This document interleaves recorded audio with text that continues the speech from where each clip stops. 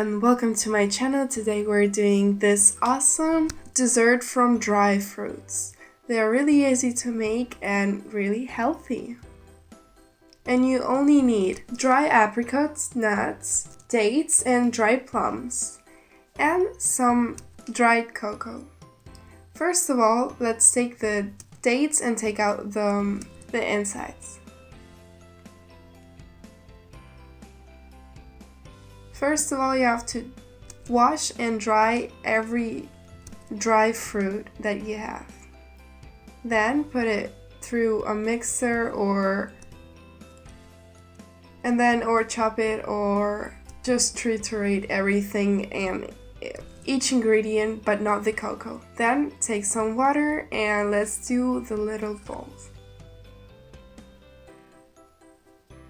After, you just roll it into some cocoa powder and dry cocoa.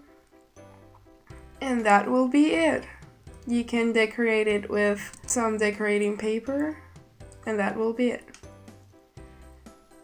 This dessert is super easy to make, really healthy, and I'm sure you could make it in 5 minutes. I recommend this because they're really sweet and really good.